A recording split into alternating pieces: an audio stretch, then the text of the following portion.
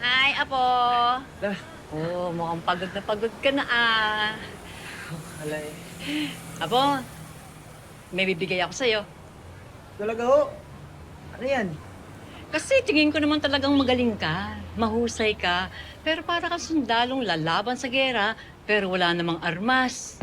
Grabe naman lang, naglait pa. Hindi naman sa ganun. Gusto ko lang kasi ibigay ito, oh. Ano to? Eh, ano nga ba yan? Gloves, di ba? Oo nga, alam kong glass, pero saan nyo nakuha to? Eh, Yung pamilyang iningat-ingatan ko sa isang iglap na sira. Pinaglaban ko naman siya na eh. oo nga. Bilib nga ako sa'yo eh. Pagkatapos ng mga nangyari, hindi mo pa rin siya sinukuan. Mahal ko po eh. Obvious ba?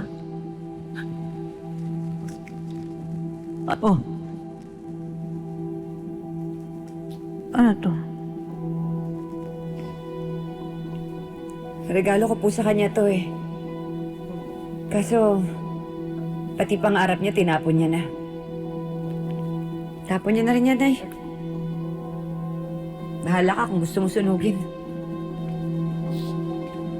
Napulot ko. Napulot ko sa basurahan. Basura nila? Sino naman magtatapon nito para hindi naman gamit? Eh, siguro isang taong mahilig sa boxing. Isang taong nawala ng pag-asa. Kaya, sumuko na. Sino? Gaya ni tatay? Hoy, naalala niya ang tatay niya. Namimiss mo, no?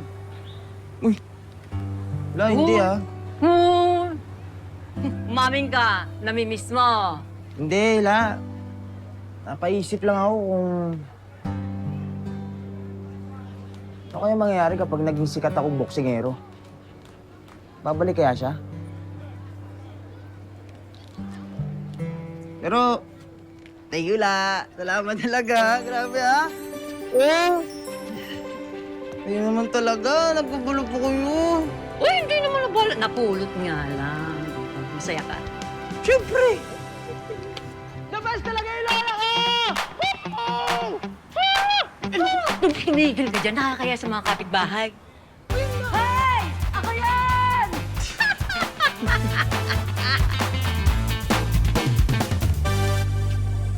Ay, naku, mukhang masarap yan Iho, masarap ba talaga? Gusto niyo po? Naku, gusto ng apo ko yan. Alam mo, mukhang talagang masarap yan eh. Pero parang hindi yan healthy para sa isang boksingero tulad ng apo ko.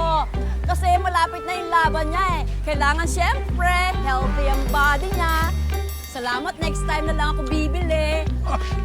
Ay! Domeng! Ma'am! Andiyan ka pala. Kumusta ka? Tumuloy pala si Makmak, ha?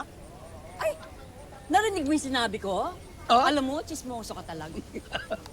Narinig? Dinig na dinig! Lahat ng tao dito, natutulig ng tenga sa'yo. Masyado kang maingay. OA ka. Oo. Sobra ka. Ikaw na. Ay, pero Domeng, Ah. baka naman kahit konti gusto mong suportahan yung apo mo. Mhm. Pag-message ka, sabihin mong, Apo, good luck! Kahit na ano, kahit na basta ilong. O kaya maganda, bigyan mo ng words of wisdom. Words of wisdom. Ah, eto. May words of wisdom ako para kay Makmak. Ay, ano yun? Pagkasabi sa kanya, huwag siyang masyadong makinig sa konstitidorang lola niya. Sabihin mo yan, huwag mong kalimutan.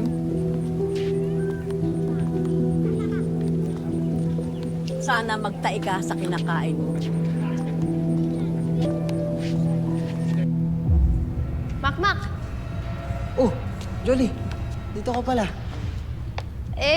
Bumili kasi ako ng school requirements malapit dito. Tapos may masarap daw na kainan dito eh. Naisip ko kayo ni Tobots. Binilan ko kayo. Ay, naku.